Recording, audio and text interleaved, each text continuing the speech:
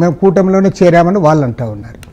కానీ ఆంధ్ర రాష్ట్రంలో రాజకీయ అట్మాస్ఫియర్ ఏమంటే యాక్చువల్గా anti Modi, anti central government, anti BJP ఇక్కడ బలంగా ఉంది. ఏ రాష్ట్రంలో కూడా లేనంత బలంగా ఆంధ్ర రాష్ట్రంలో ఉంది. కాబట్టి ఏమంటే దీనికి ఛాంపియన్ చేయాలంటే ఖచ్చితంగా అది కాంగ్రెస్, వామపక్షాలు వీళ్ళకే అది సాధ్యమవుతుంది. లేదా ప్రాంతీయ పార్టీలు ఎవరైనా కూడా యాంటీ సెంట్రల్ గవర్నమెంట్ స్టాండ్ తీసుకొని వాళ్ళు రంగంలోకి వస్తే సహజంగా వాళ్ళకి ఎక్కువ ఏది బలంగా ఉందంటున్నారు ఏపీలో? ఒక దశలో యాంటీ బీజేపీ వేవ్ బలంగా ఉంది అంటున్నారా ఏపీలో?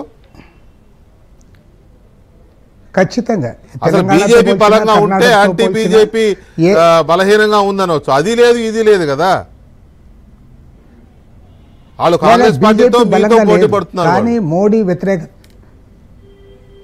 అదే వాళ్ళు అందుకోసమే బీజేపీ బలంగా లేదు. పైగా 29 రాష్ట్రాల్లో అత్యంత బలహీనంగా బీజేపీ ఎక్కడుందంటే ఆంధ్రప్రదేశ్లో ఉంది. రెండోది ఏమంటే మోడీ పట్ల, సెంట్రల్ గవర్నమెంట్ పట్ల వ్యతిరేకత కూడా ఆంధ్రప్రదేశ్లోనే ఎక్కువ ఉంది. కారణం ఏమంటే విభజన హామీలు అమలు చేయలే, స్పెషల్ క్యాష్ స్టేటస్ ఇవ్వాలా, చివరికి విశాఖ రైల్వే జోన్ ఇవ్వాలా, ఏ ఒక్కటి కూడా చేయనందువల్ల, పైగా ఇవాళ విశాఖ ఉక్కు ఫ్యాక్టరీ అంటే మన సెంటిమెంటు, దానికి ప్రైవేటైజ్ చేస్తామని చెప్పి కూడా కేంద్ర ప్రభుత్వం పదే చెప్తుండడం వల్ల ఇవాళ ఆంధ్రప్రదేశ్లో సెంట్రల్ గవర్నమెంట్ పైన, మోడీ ప్రభుత్వం పైన వ్యతిరేకత ఎక్కువ ఉంది. ఇప్పుడు సహజంగానే కాంగ్రెస్ పార్టీ అంటే మోడీకి వ్యతిరేకంగా నిలిచే పార్టీ అనేది దేశమంతా అందరికీ తెలుసు. కాబట్టి ఏమంటే కాంగ్రెస్ పార్టీలో షర్మిలమ్మ చేరితే ఖచ్చితంగా అది వాళ్ళకి అదనపు అడ్వాంటేజ్ అవుతుంది. అదనపు అడ్వాంటేజ్ కావడమే కాకుండా రేపు ఎలక్షన్లో కూడా కొంత వాళ్ళ ఓట్ బ్యాంక్ పెరిగే అవకాశం ఉంది. ఎంత పెరుగుతుంది అనేది మనం సరిగ్గా చెప్పలేకపోయినా పెరిగేది మాత్రం గ్యారెంటీ. అది ఖచ్చితంగా ఈసారి ఓట్ బ్యాంక్ మాత్రం కాంగ్రెస్కి పెరిగే అవకాశం మాత్రం ఉంది.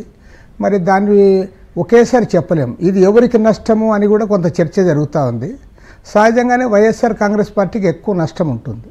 కారణం ఏమంటే ఆమె రాజశేఖర రెడ్డి కూతురు కావడము, తర్వాత అది ఇవాళ వైఎస్ఆర్ కాంగ్రెస్ పార్టీకి అండగాస్తున్న వర్గాలన్నీ కూడా గతంలో కాంగ్రెస్ అంటే ఉన్న వర్గాలే వాళ్ళు. ఇప్పుడు కూడా కాంగ్రెస్ ఓట్ బ్యాంక్నే వైఎస్ఆర్ కాంగ్రెస్ పార్టీ ఇవాళ తన తీసుకొని పనిచేస్తూ ఉంది. కాబట్టి సహజంగా కొంత సెక్షన్స్ ఆ వైపు, ముఖ్యంగా మైనారిటీలు, వాళ్ళు క్రిస్టియన్స్ కానీ ముస్లిం మైనారిటీస్ కానీ వీళ్ళందరూ కూడా కేంద్రంలో బీజేపీ ప్రభుత్వం ఓడిపోవాలని కోరుకుంటారు. కాబట్టి ఆటోమేటిక్గా వాళ్ళు కాంగ్రెస్ వైపు వచ్చే అవకాశం కూడా ఉంది. కాబట్టి ఏమంటే ఉన్నట్టుండి ఇప్పుడే చెప్పలేం, కానీ ఖచ్చితంగా ఒక నెల 2 నెలల కాలంలో ఆంధ్ర రాష్ట్రంలో ఒక తీవ్రమైన మార్పులు వచ్చే అవకాశం మాత్రం ఖచ్చితంగా. నేను అదే అంటున్నా రామకృష్ణ గారు, నేను అదే అంటున్నా. ఈ కీలకమైన మార్పులు వచ్చే నెల రోజుల్లోనో 2 నెలల్లోనో మీరు అంటున్నారు కదా. ఈ నెల 2 నెలల్లో జరగబోయే మార్పులు షర్మిల అనే పేరు సెంట్రిక్ గానే కదా జరుగుతున్నాయి. అసలు ఇప్పుడు ఆ పేరే ప్రస్తావన రాకపోతే, ఏపీలోకి ఎంట్రీ అనే ప్రస్తావన రాకపోతే ఈ ప్రస్తావనే లేదు కదా. ఆమె రైట్?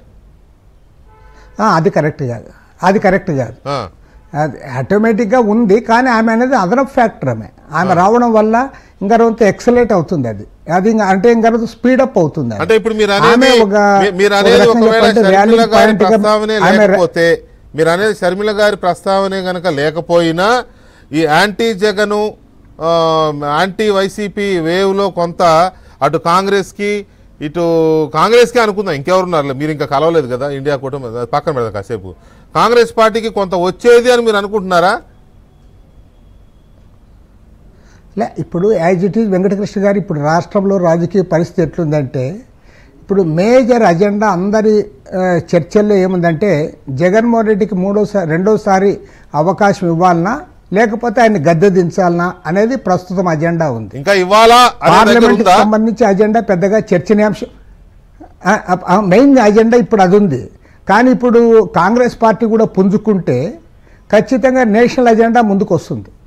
నేషనల్ అజెండా ముందుకు వచ్చినప్పుడు మళ్ళీ మోడీకి అధికారం ఇవ్వాలన్నా లేకపోతే మోడీని ఓడించాలనేది కూడా ఒక ప్రధానమైన అజెండాగా ప్రజల్లో చర్చనీయాంశం అవుతుంది. ఎప్పుడైతే ప్రజల్లో అది చర్చనీయాంశం అయినప్పుడు ఖచ్చితంగా ఇండియా కూటమి అనేది మన రాష్ట్రంలో కూడా బలపడడానికి అవకాశం ఉంది.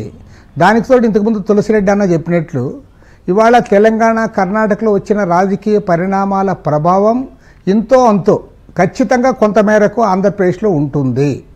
ఎందుకంటే మీరు చూస్తాం ఇవాళ తెలంగాణలో కర్ణాటక ఎన్నికల ముందున్న పరిస్థితి కర్ణాటక ఎన్నికల ఫలితాలు వచ్చిన తర్వాత తెలంగాణలో చాలా మార్పులు వచ్చినాయి, ఎంతో వేగంగా వచ్చినాయి మార్పులు.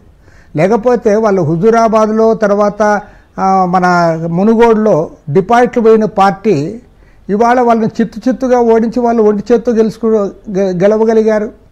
సిపిఐ కూడా మేము లాస్ట్లో కలిసాం వాళ్ళతో, సిపిఎం కూడా కలవాలని ట్రై చేసింది, అది కుదరలేదు. బట్ నిజంగా సిపిఎం కూడా కలిసింటే ఇంకా బాగుండేది. కాబట్టి ఏమంటే ఇవాళ రాష్ట్ర రాజకీయాలు అనేది ఒక్కోసారి తొందరగా 1-2 మాసాల్లోనే మారిపోతుంది. కర్ణాటక రాష్ట్ర ఎలక్షన్కి తెలంగాణ ఎలక్షన్కి